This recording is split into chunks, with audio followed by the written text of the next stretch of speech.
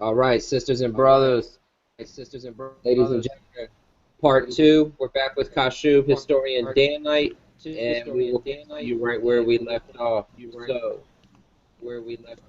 So, the second part of the PowerPoint is now complete. Screen sharing, presenting. Take it over, Kashub, good brother. Hey, shalom, shalom. Can I be heard clearly? Loud and clear. All right, now, I'm asked the brother to sit there and show the slide so I can see it.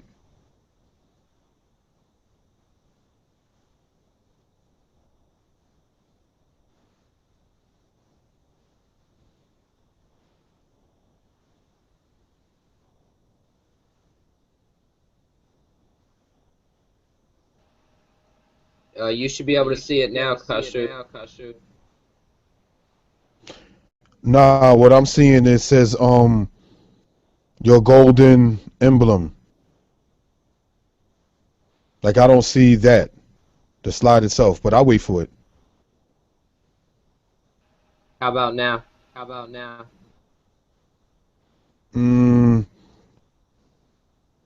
Nah, sorry. I'm unable to see it. 1 second. I see me. Yeah, no doubt.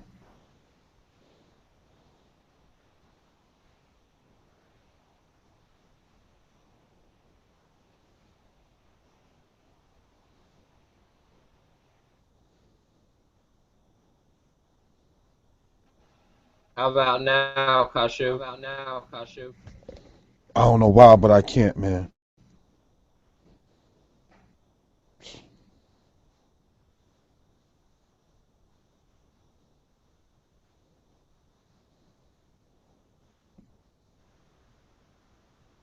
Now, all I see is your emblem. And I know my mic, I just turned it off. Okay, well, it says I'm screen sharing and presenting. I'm doing it the same way I did it on the last one. I don't know. It may be the way you have the view set up on your phone, or however you're signed in or logged into the Hangout.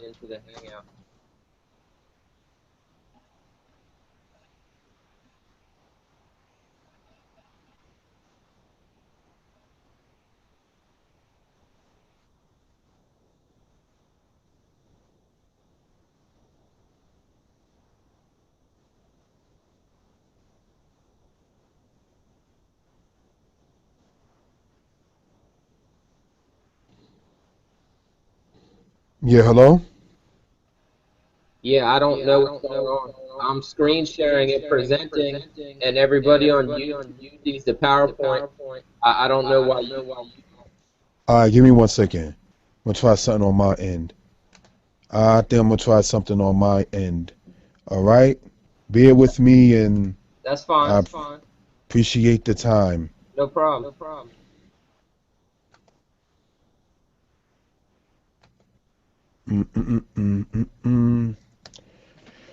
Okay, I think I know what I'm going to be doing from this point. All righty. People, don't shoot me, please.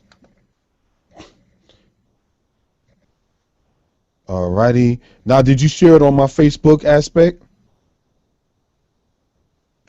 Yes, I shared the new link for part two on Facebook. That's the YouTube link. All right, I know. I'm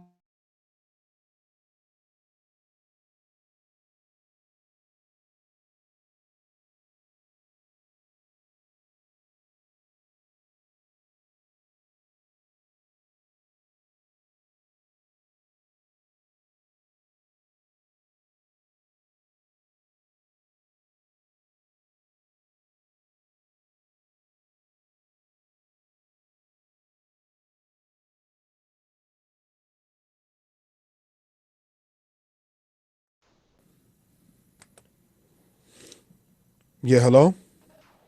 Yeah, I'm here, good brother. Now I see it on my phone. Okay. Well, All right. this is the first slide of your second PowerPoint, and take it away, good brother. Giving honor and praise to the Creator, the Maker of heaven and earth. This is reading from the second book of Maccabees, chapter 1. It says, to the brethren, the Jews that be at Jerusalem in the land of Judea, right? And then it speaks about the Jews that are throughout the land of Egypt. Now, Egypt came to be one of the major places where the Israelites were scattered after the destruction of Jerusalem by the Babylonians. We know this happening in the year 586 BCE. All right, so that's something to be noted for edification purposes. Next slide, please, brother. Now, good. All right, I'm able to see it clearly and well. It says, you still hear me good, brother?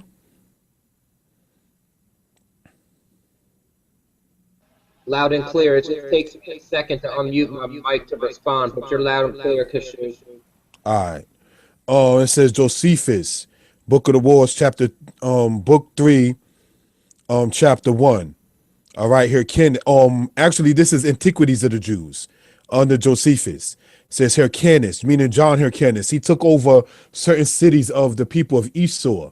You understand? And then he made them conform into the understanding of the Hebrew way or the Israelite way. All right, and that's how Edom first got their hands upon the laws of the house of Israel. Let's go on.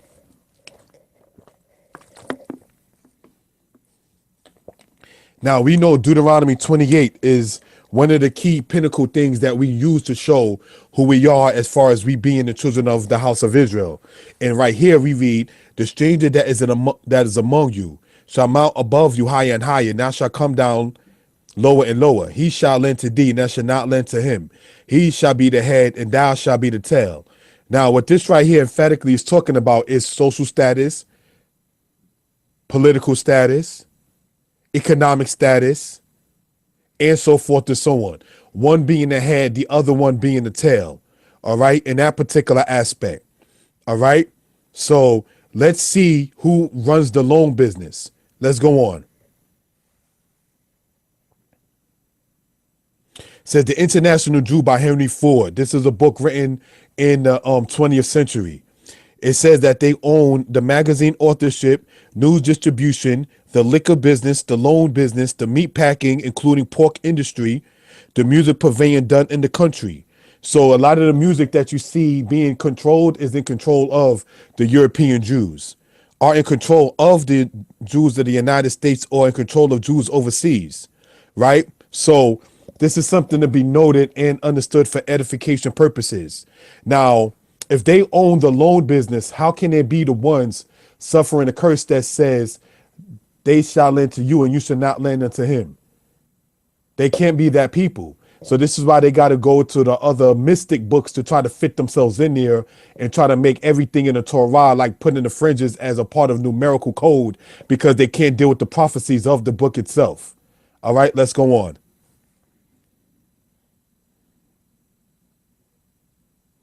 Deuteronomy 28 verse 68. Weheshibka yod hewahe mizrayim ba'aniyot ba'derek asher amarti laka lo tosif o leota wahit makar temsham la'arbeka la'abadim walis fakot wa'in quone. Wanted to point out a couple of things. The word Mizrayim, they say, had to sit there and just literally mean the land of Egypt, and there's no other way that that can actually be. But let's show how emphatically such is not the case. Let's go on, brother. Kashub's explanation. Deuteronomy 28 is discussed often. In the 68th verse, we read the word Mizraim, which is often translated as Egypt. Yet in the Hebrew, the rendition of it shows it as double distress. Let's go on. Kashub's explanation, Mizraim. Now, we went over in part 1 where we showed the Ben Yehuda's Hebrew dictionary, and this is the same source. I get this one here on the right-hand side that you see highlighted in orange, right? It says Mizraim from the root word Matzor, as seen in Deuteronomy 28, verse 53. From the root word Zara, as seen in Isaiah chapter 30, verse 6, meaning trouble. You can look that up yourself. And from the root word zar, meaning distress, and we discussed emphatically about what 2 Samuel 1:26 is talking about in the Hebrew, all right? And the word zarar, when you go into the book of Leviticus 18, you should not marry a woman and her sister to be a rival to her.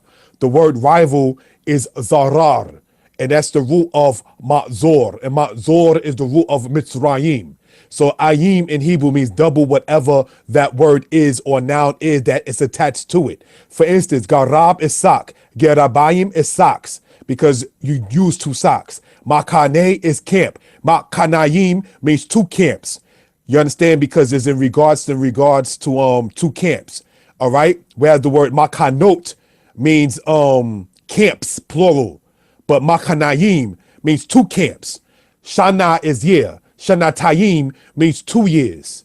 All right. So the ayim signifies that particular aspect in that particular case. All right. So I want that to be noted for edification purposes. So metzar, meaning distress, as we see right there, metzarayim means the double distress. All right. Let's go on.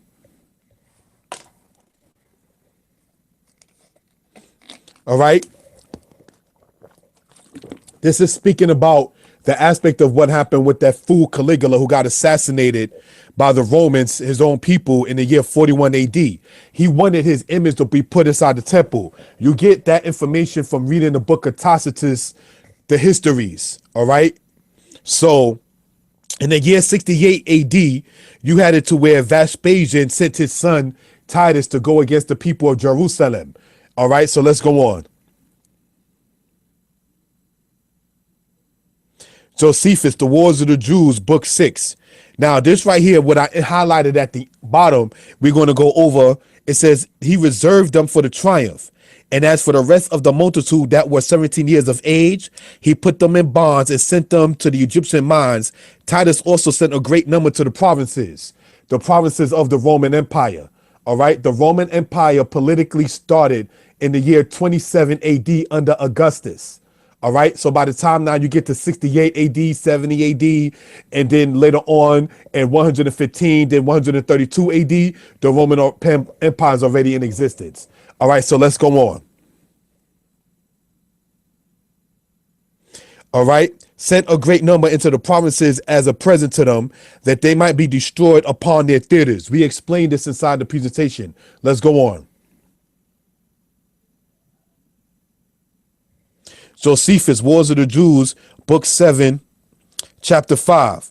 Now, this is right here, I also went over in the presentation. The point is, he went from Antioch, and from Antioch by the Euphrates. And then as he was going from the Euphrates area, he was going over toward Egypt, or by the land, Land. And as he was going toward that, he passed Jerusalem. All right. So I just wanted that to be noted for edification purposes. All right. So can I be heard still clearly? Yes, you can. All right. So now this is all by land. So when people try to say, oh, Titus had to sit there and take them by ship because that would have been the better way, emphatically incorrect. It is over 2 times the size of Manhattan to get from Jerusalem to the Mediterranean. So you would have to lead the captives 2 times the size of Manhattan going west. All right. Now, Manhattan, we're speaking about the size. I'm speaking about it from north to south. All right. You have to go more than 2 times that distance. And then from there, go over into the Mediterranean, then have them put into the ships, then have them sailed over. And for those who know the timeline, you know good and well that the ancient Egyptian border wasn't always friendly for ships. You understand? As far as that goes in that particular time, there was a certain time frame they used to have to sit there and dock out. You understand? If they were to sit there and use ships to go into the Mediterranean. All right. So that's something to be noted for edification purposes. So the captives that were taken from Jerusalem was taken over land, not over sea. They were taken. We're going to go on and see what happened. All right. It says what? Let's go on to the next part. Thanks.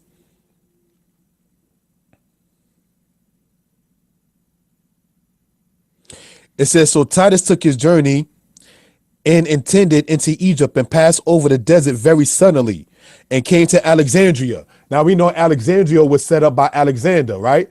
All right, so just want to sit there and let that be noted for edification purposes. So when it said that Titus came over the desert very suddenly, we see emphatically right in there in the book of Josephus, Wars of the Jews, book 7, chapter 5, that he went over by land. The desert is the Sinai.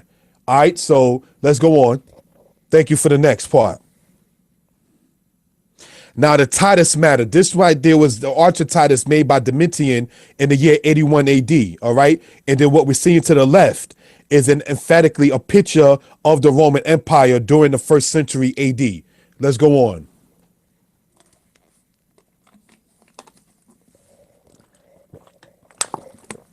Let's go on. That one from Thutmose to Titus is basically talking about different people who went over the Sinai by land. Let's go on. Now, the gentleman that you're seeing on the left-hand side is Rabbi Meza. And I actually wanted to go into the Hebrew in regards to this particular individual. Now, in regards to the gentleman that you're seeing there on the left, that's Rabbi Rosenberg, we ain't going to make him popular by keep on mentioning him. So let's go on. Now, this right here says Black Israelites don't know Hebrew, question mark. Okay, dude, let's go. The Hebrew that we're reading from comes from the book of Songs of Solomon, chapter 5, verse 10, right? And it says this, Dodi Zak wa Adum, Dagul Mir Baba, which means my beloved is bright and a champion and a leader. Because the word Adom, they try to mistranslate that. This is what I wasn't able to get into in the presentation. They try to say Adom means ruddy, but Adom doesn't mean ruddy like red. The word Adom from Adam means man, mortal, meaning one that is of a great leadership status. That's what that word means when you get to the Hebrew. Adom from the root word Adam. Adam, like Adam, A-D-A-M, means man or mortal or human. All right, so let that be noted and understood. So now when it says Dodi, meaning my beloved or my friend, from the Hebrew root word Hadad, which means to be beloved or to love one closely. The word Zak, that's the key word I too wanted to point out. The word Zak, brothers and sisters, all right, for edification purposes, the word Zak means clear, it means bright, white. Sit there and state. The word Zak does not mean white. The word for white in Hebrew is Laban, and you don't see that there. So the mistranslation that emphatically says my beloved is white and ruddy. No, it should say my beloved is bright and a leader or a chief. That's what that's talking about. For Adom and Adam, right? Then it says Dagul Mir Baba. Dagul means prominent. All right, so let that be noted and understood. Mir Baba. Rababa in Hebrew means a myriad or one of 10,000. All right, so the translation accurately would say, my beloved is bright and a leader, prominent among 10,000. Not the throwing color game that the European tried to put it in the translation by saying white and ruddy. No, stop that. Because it would be kind of silly, even if you were to take their definition of ruddy, which means to show redness in the cheeks and everything like that, and then translate that from the word white from Zak, but Zak doesn't even mean white. So you're saying that this person then is two different colors. They are white and ruddy. But how can you be white and ruddy? Either you're white or ruddy. You can't be both colors unless you got a blemish or you're very sick about something. You understand? So that's what that's talking about. But it's talking about character and the position that she saw Solomon in. And it had nothing to do talking about he was a white man. Because the word white in Hebrew is Laban, and that's not seen in there. When you go to Isaiah chapter 30, verse 26, the word for moon, M-O-O-N, is the word Labana. The word Laban means white. We're going to get into some Hebrew edification because Rabbi Meza, he sat there and put the challenge indirectly to me. Maybe he didn't do it deliberately toward me, but I'm a Hebrew Israelite, quote unquote, a black Hebrew Israelite. So when you sit there and say, oh, they don't know Hebrew, you're saying I don't know Hebrew. So we got to sit there and straighten out that matter because you bore false witness. Let's go on, brother. Thank you. Next slide.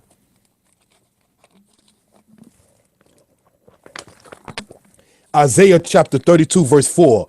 The heart also of the rash shall understand knowledge, and the tongue of the stammerers shall be ready to speak plainly. Now, one of the things to point out, emphatically, it says ul bab, right, in the Hebrew, reading Hebrew from right to left. Ul bab nim harim yabin ledaat ul shon ilgim timahir ledabir zakot. All right, so that right there is being read from Isaiah chapter 32, verse 4. Remember, Hebrews read from right to left. So when you look on the Hebrew side on the fourth line, looking at the second word going right, that word is zakot, and it's translated properly in this case to the word plainly that you see over there in that. So let's read that under the definition that they try to say zak means white, and let's see how much sense it makes. It says the heart also of the rash shall understand knowledge, and the tongue of the stammerers shall be ready to speak white. Does that make any sense in translation? We're going to show who the racists are. All right, let's go on. Jeremiah chapter 30, verse 6, right? It says this, Sha'alu na ur'u im yoled zakar, madua ra'iti ka geber Yadail al Kalazail, Wayolda Nehef Ku Kal Panim Leyerakwon. Now, the key word I wanted to point out is the word, as you might see there from the right hand side, is the word Yerakwon. Pardon me, is the word Kiwar or Kiwaron, which means pale or paleness. The reason why is because in the standard Bibles, as well as in the Masoretic text, they try to say that all faces have gathered paleness, and then try to sit there and say, well, the only way they can be pale is if they was already a white man. But the word doesn't mean paleness from the Hebrew. The Hebrew is the word there, as you see, is yerakwon. But yerakwon doesn't mean paleness. Ki waron means paleness, not yerakwon. So that's something to be noted for edification purposes. I state again, the part in Jeremiah chapter 30, verse 6 is not translated accurately. All right, when they say all faces have gathered paleness, that's not what that's talking about. It is talking about something else we're going to get into. Remember, if you read that verse in your own time, it speaks about a man having his hand upon his private parts. And so it's asking, does a man travail like a woman? Why are you holding yourself down there like you having a baby or you're giving birth? You ever heard the saying that people try to say, oh, don't have a cow? You know what that saying means, Basim? Don't have a cow? My understanding of it was it somewhat means don't get all worked up, calm down, something like that. Okay, you're right. Can I be heard clearly? Yes. Now, that right there emphatically is a slang term or a slang sentence in regards to that, where it says, oh, stop having a baby. Don't have a baby, right? Now, let's go and see what it says in Jeremiah chapter 30, verse 6. And it says the following, ask ye now and see whether a man doth travail with child. Wherefore do I see every man with his hands upon his loins as a woman in travail, and all faces are turned into paleness. So now, even in the Masoretic text, which most Old Testament Israelites bank on, and as well as the King James, which many Messianic Israelites bank on. You understand? I say many because not all Messianics ride on the King James aspect. But my point, getting back to the subject matter, is that just like the saying, don't have a baby, don't get all worked up. Why you all upset at the world and everything and catching a fit? Why you acting like you having an attack about something? Because if you ask any woman about giving birth, them contractions, that's an attack. So that would sit there and make you, if you ever seen when a woman's water break and those contractions happen, she's holding her area down there. You understand, as far as that goes in that particular case, in many instances. All right. Then it says this, right? Wherefore do I see every man with his hands upon his loins as a woman in travail, and all faces are turned into paleness. So faces in Hebrew is panim, but we also know the word panim also means presence. So your presence or your countenance. Now in the book of Genesis, in the Most High asked Cain, wherefore is that countenance fallen? The Hebrew says, nafla paneka, meaning your countenance, your aura, your presence, your face is fallen, your countenance. Why are you all upset?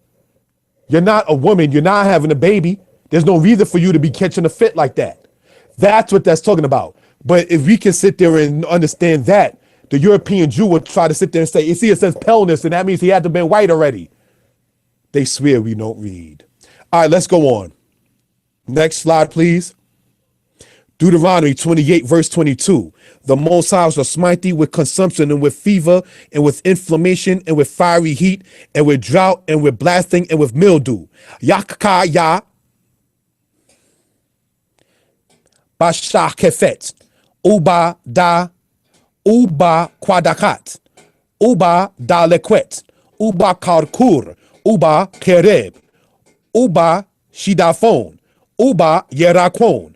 Uraduf, Uradafoka ad abadka, meaning that the Hebrew word I wanted to emphasize is what you may see there highlighted or bold, right? The word yerakon is translated in this particular part in Deuteronomy 28, verse 22 as the word mildew. So let's see a better definition as we went over before. Let's go on, brother. Next slide, please. Mildew or jaundice. So are we to read that the Most High will smite the people with mildew and consumption and fever and everything like that? Or is the Most High going to sit there and plague the mind as well? Because the Most High spoke about that the people's countenance falling. You shall worry day and night and have no assurance of your life, and so forth and so on. But let's see what it says. The Ben Yehuda Pocket Dictionary under the word jaundice is the word yerakon. So let's see another definition about that to connect it for edification purposes. All right. And this is not based upon racism. We're going upon this based upon logic. Jaundice, an abnormal body condition due to the increase of bile pigments in the blood, characterized by yellowness of the skin. But is that it? So let's take these other people's definition of Zak as white, which Zak does not mean white, but let's take their definition of Zak as white, Adom as ruddy. Adom is not ruddy, but let's just take their definitions. Zak is white, Adom is ruddy, and then we got Yerakon, which they say means paleness. So you have a person that's normally white, but ruddy because of their cheeks with the redness in it. And then they're also saying that they are also, hands down, going to become pale. There's something wrong with that particular aspect. But they call black people colored. Something has to give. Okay, so, excuse me. So let's understand, pardon me, for that aspect. Now, is that it for the definition of jaundice? Absolutely not. Let's go on. Jaundice, a state of feeling in which views or prejudice or judgment is distorted. To distort or prejudice as with envy or resentment. An example in a sentence is his social position jaundiced his view of things. So when it says the Most High will give you failing of eyes or smite you with blindness, we can see exactly what this is talking about. So the word yerakon used in Deuteronomy 28, verse 22, as well as the book of Jeremiah, chapter 30, verse 6. They translate one part as mildew, and then they translate the part in Jeremiah as the word paleness. Meanwhile, the word paleness is ki waron, ket resh. Pardon me, ket wow resh. Wow noon. Once again, the correct word for paleness from kiwar. The word kiwar is spelled with the letters ket, the letter wow, and the letter resh.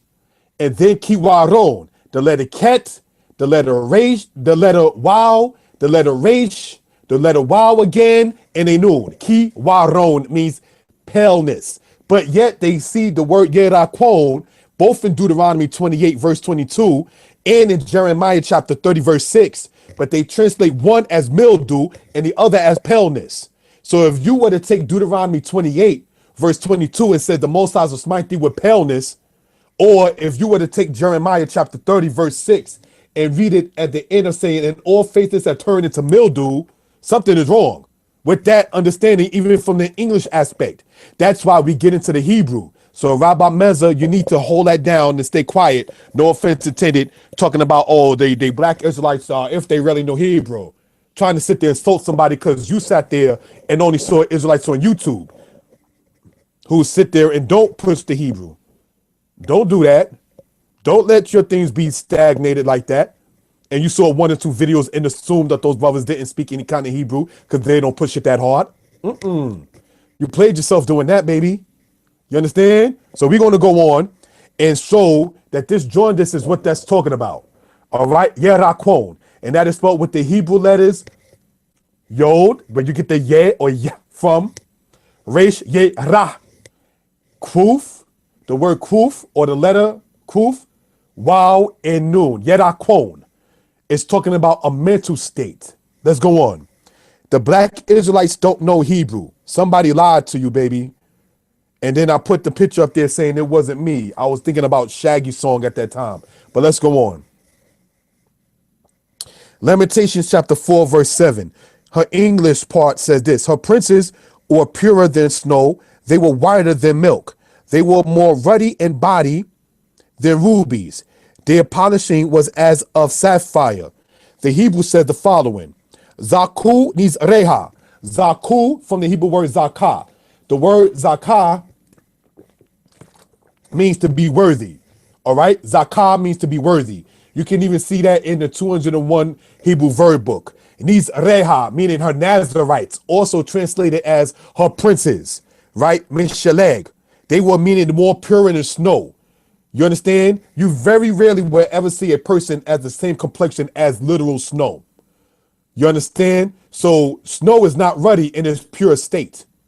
So you can't take jumping back to Lamentations, pardon me, jumping back to Songs of Solomon 5 verse 10, sitting up there saying, well, if you look at it, it says he's white and ruddy.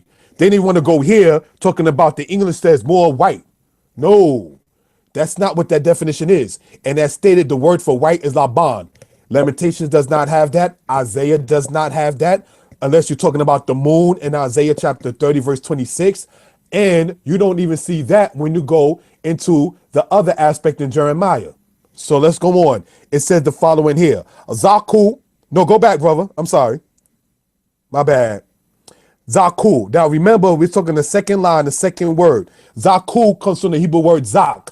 We already went over that aspect about that meaning pure or bright or clear, as we saw in Isaiah chapter 32, verse 4. All right. So let's go on. Isaiah 1, wash you, make you clean, put away the evil of your doings from before my eyes, cease to do evil. Rakazu hizaku, hasiru ro'a me alalekem, meneged enai, kitlu hare'a, cease from doing evil. All right. Now, going back to the first part of it, I'll emphasize by saying it in a certain tone, cease from doing evil, because it's talking about your ways and your character. So we see right here, rakat means to wash. Hizaku, this is the hifil verb stem of the Hebrew root word zakah. Zakah means to be worthy. The hifil stem is the causative of the kal stem or the qual stem. So hizaku means to cause one to be worthy. Where do you fit right in that? Amazing. Now that's what you call racism, isn't it? Huh? All right. So going on, it says Rakazu Hizaku Hasiru Ro'a Me'alekim. Put away the evil of your doings. I don't know how you fit race in that. Let's go on. Or color.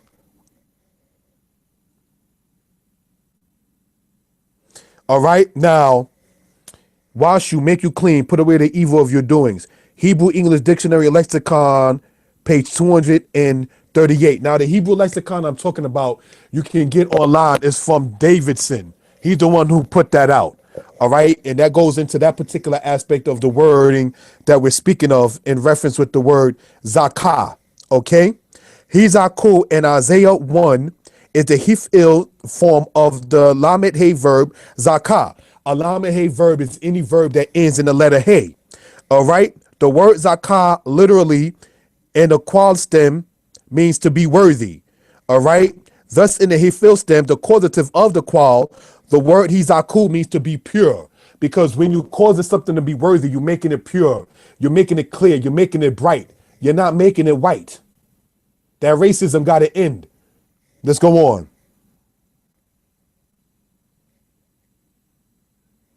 Hebrew heritage, African matter. Now, this is the part where during the presentation on the 19th that I actually, unfortunately, wasn't fully able to really get into. But what this part right here is talking about, all right, and what this part right here is saying emphatically, right? If we get into the matter, can I be heard clearly, Basim?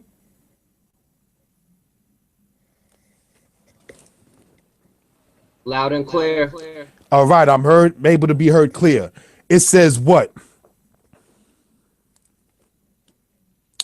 J. Layton Wilson, in his book, Western Africa, Its History Condition, The Prospect of 1856, says the following. There are many traces of Judaism, both in northern and southern Guinea, such as circumcision, frequently dividing a family into number of 12, sprinkling blood on the altar and doorpost. And these customs he confined as of Israelite origin. So I gave the source in the book that I'm talking about. Where I got that particular quote from comes from a book entitled Hebrew Heritage of Black Africa by Moses Farrar. All right. And then going on into this part right here, it says the existence of an active community in Dahomey, you know that's in Western Africa, is reported much later by an educated native of the Waida region named Bata Mgoza. He states that the B'nai Ephraim, which is also another name for the Yoruba people, by the way, have a part of the Hebrew Torah and a sacred place. They have clung to the old Jewish traditions, to the laws of Moses, to the great biblical holy days, to circumcision, to the worship of Yahweh. They are described as dark in color. So I just want to sit there and have that to be read. And I got that also coming from the book Hebrew Heritage of Black Africa by Moses Farrar. Let's go on. All right. Also coming from the book Hebrew Heritage of Black Africa by Moses Farrar, we see the following. It says M. Abadi, a French historian, asserts that the Semitic origin of the Fulani of the Niger cannot be questioned. He believes that Jews from North Africa also joined their brethren many years later in the 2nd century to found the Empire of Ghana. The Empire of Ghana established, in, correct me if I'm wrong, in the 9th century AD and lasted to the 13th century AD. Because after the Empire of Ghana, you had the Empire of Mali. Then after the Empire of Mali, you had the Empire of the Songhai. All right. And the Songhai Empire existed all the way into the era of the slave trade. All right. The Atlantic slave trade I'm speaking of. So I just want to sit there and have that to be noted for edification purposes. Then it goes on in the other part and says this. Who are the white Jews if the black man comes from the ancient Hebrews? There is considerable scholarly evidence that white Jews are largely descendants of the ancient Roman, pardon the mistranslation, pardon me the misspelling, it's supposed to be R-O-M-A-N, Roman, Greek, Turkish, Armenian, and other Caucasian groups. So the European Jews are not the biblical Israelites. All right, let's go on. And I want it to be noted, when the European Jew don't fit in, they try to sit there and debase the whole Bible altogether. Oh, Abraham, Isaac, and Jacob never existed. They existed. You just wasn't there around the time of its existence because you're not the people of Abraham, Isaac, and Jacob. All right. So says the diaspora in part. Roger. Now, Rogers, I'm quoting, comes from J.A. Rogers, where he states the following. West Africa has black Jews also. Also going on, it says Eldad the Danite speaks of the tribes of Dan, Asher, and Simeon being in Africa in the 9th century AD.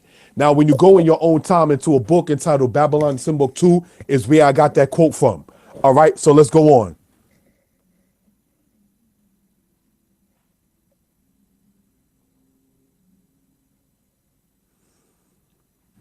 All right, Hebrewisms of West Africa, let's go. Says John Oldreby in his book Majesty's Revels in the Kingdom of Ireland states the following.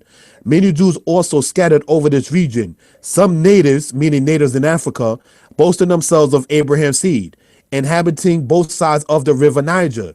Others are Asian strangers who fled there from the desolation of Jerusalem by Vespasian or by Judea, depopulated by the Romans. So what that's talking about right there is others were Asian refugees. So that right there, dated from the era of the 17th century AD, is where you had European scholars saying that the people that were later on taken in the slave trade were part of those who descended from those who escaped Jerusalem. So let that be noted and understood. All right, let's go on. What I just stated came from the book Hebrewisms of West Africa, by the way. All right, let's go on.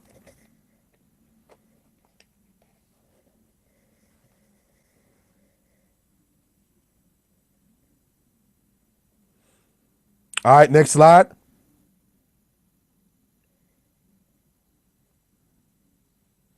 All right, the book Extra Biblical Sources by Mercer stated that the Romans, from the era of Claudius to the era of Hadrian, had Israelites cast out of the land of Israel.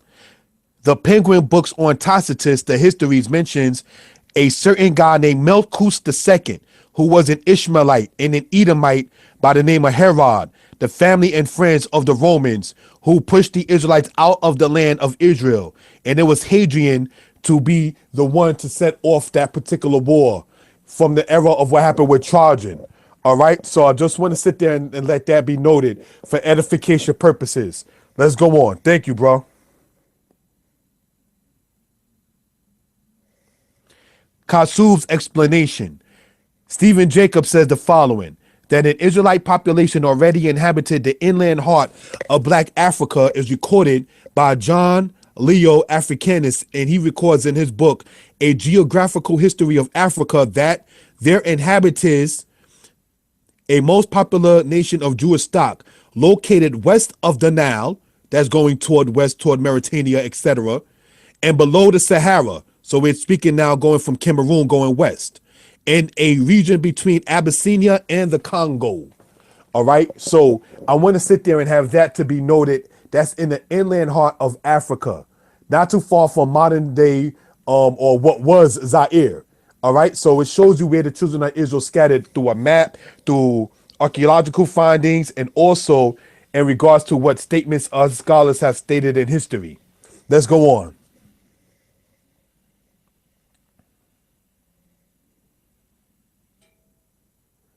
The Igbo and the Ashanti, two tribes, one being in Ghana, the other in Nigeria. Said the Igbo say in many instances that they are from the Hebrews of the Bible. This is shown in books such as Chima Oniello, who is writing a book upon the subject. Next point says the following: the Ashanti too say in many instances that they are from the Hebrews of the Old Testament. I personally actually met some that said such. All right. Then we have the next part that says the teaching of Christianity nor Islam is why the customs of the Hebrews are in Western Africa, such as separating the women during their menstrual time, circumcising boys at a certain age. All right, let's go on.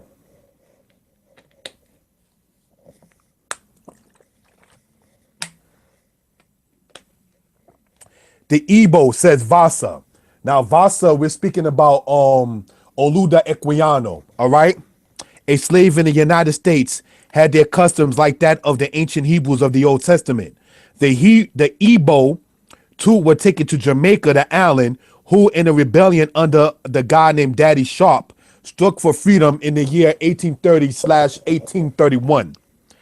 All right, biblical prophecy and history does link up. No offense. The wars with the Metuneta does not explain why the black man, woman, and child is in the state that they are in, like Deuteronomy 28 does. So the parts we're going over right now is the parts that was not done in the presentation for time purposes. So Basim, let's go in. All right, and we're going to conclude. It actually is not much more. All right. Kashub's explanation.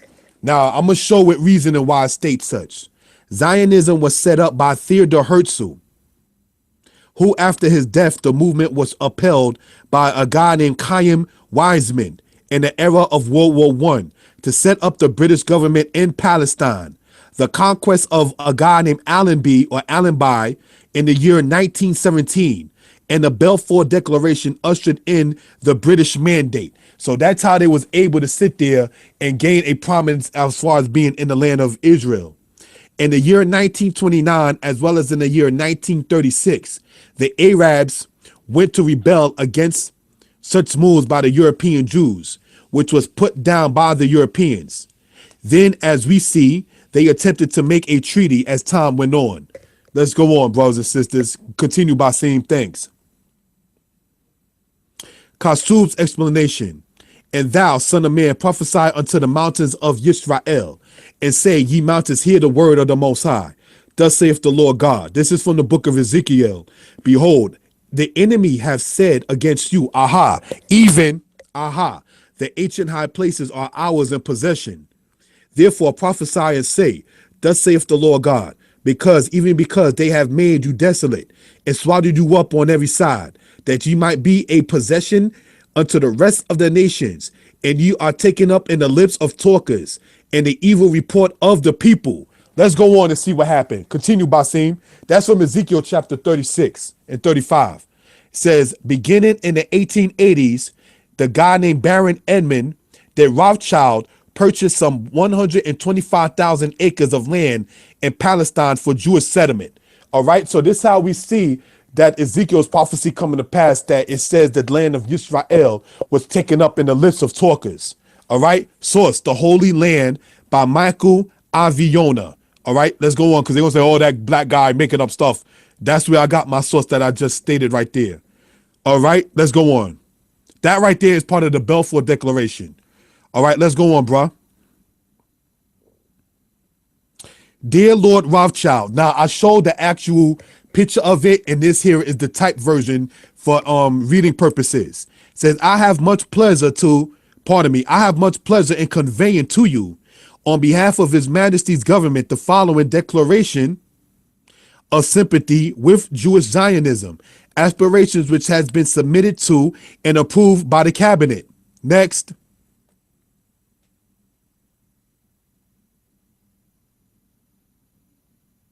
His Majesty's government view with favor the establishment of Palestine of a national home for the Jewish people, and will use their best endeavors to facilitate the achievement of this subject. It being clearly understood that nothing shall be done which may prejudice the civil and religious of existence of non-Jewish communities in Palestine, or the right and political status enjoyed by Jews in any other country. I should be grateful if you would bring this declaration to the knowledge of the Zionist Federation. And as we know, the Zionist Federation was set up by Theodor Herzl in the late 1890s. All right, so this right here is part of the Balfour Declaration in the first quarter of the century of the 20th century. This is what they was doing to get into the land of Israel. All right, let's go on.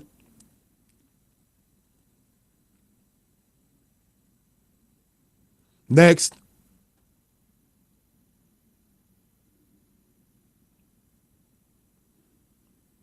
Next.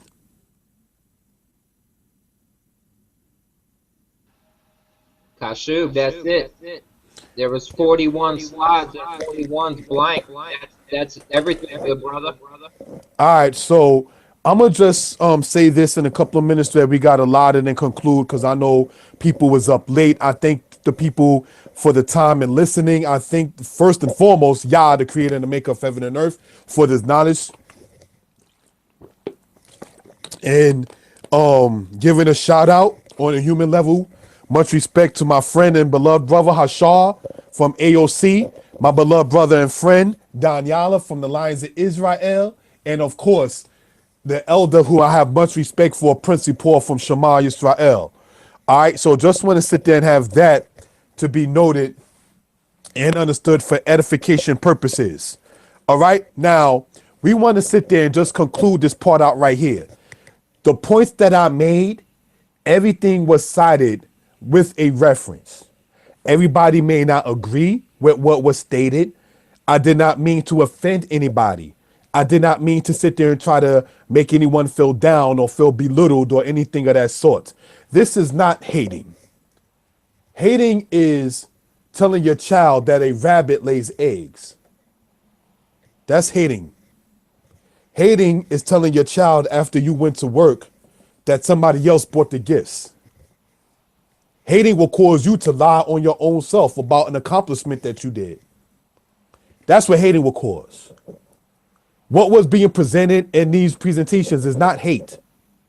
It's truth. It's raw truth.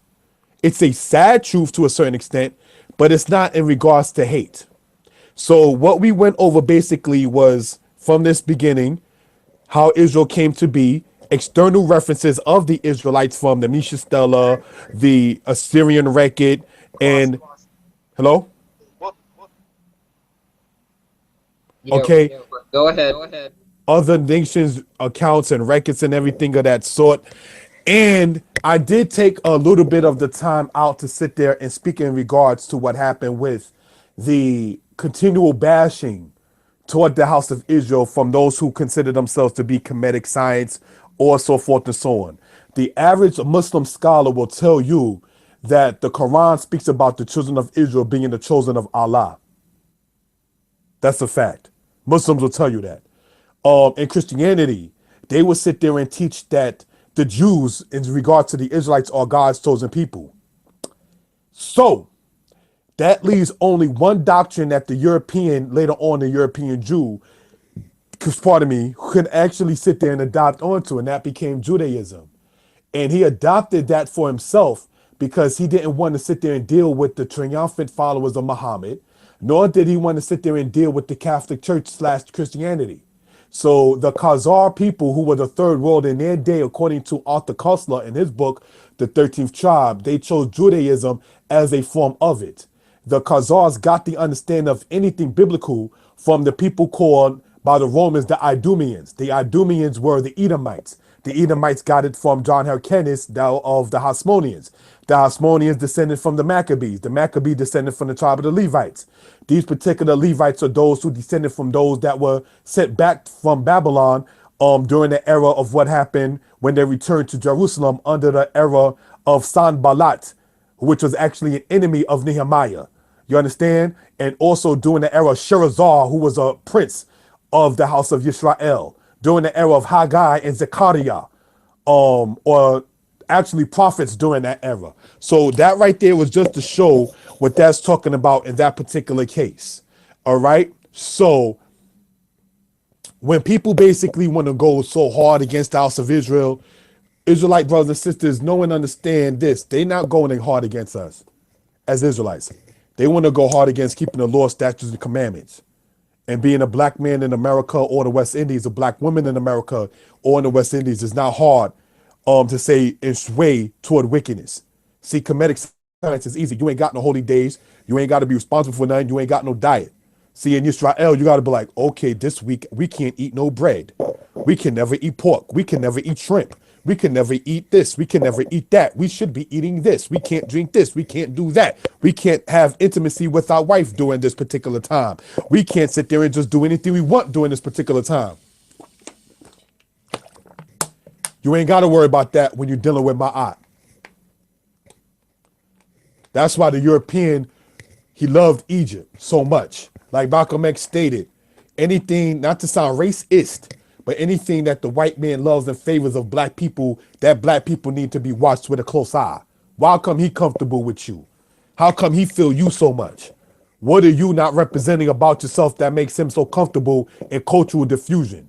Because when you're doing cultural diffusion, you're actually losing part of your own culture while it's being diffused among somebody else. You understand?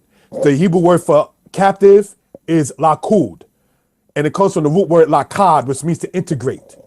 You understand? This is why you find certain people just saying, I don't hate you as a black person, but I just rather stay with my own. And I got to understand the reason. I work with people like that. I work with East Indians, and they're like, it's not a race thing, a racist thing, but I will never date a black woman. And I'm like, hey, I applaud you. I understand that. I don't sit there and catch no, or having a baby.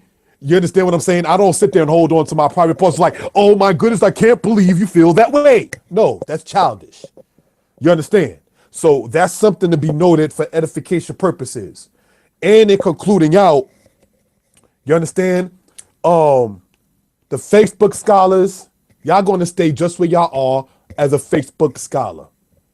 You was there last year. You was a Facebook scholar the year before that, and that's where you have reached your potential. And I hope you be blessed and such. And with that, I say thank you for the time, my brother. Just concludes this. All right, PowerPoint's done, live stream done. I'm about to get something done for my little one, and everybody have a good night. Peace. Kashub, we thank you for over 2.5 hours tonight. You brought out a bunch of good information, so we appreciate. We thank you for your time this evening. So, as you heard from the brother Kashub, that was his PowerPoint presentation that he was not able to complete at the Synagogue of Satan event that was held on the 19th. Shout out to Nicholas Bookstore for letting the brothers do that there. Yes, He did sir. that with Priest Danyala, Bashar, and the Mighty Hebrew. Those Yeah. were all the slides and images. For time restraints, he was not able to present it that night. So shout out to them, brothers. I enjoyed that, Kashub, and I will definitely, once it uploads, get that file and footage to you for your own channels, for your own purposes, so that you can have it. With that, we say, Yah bless, good night, shalom.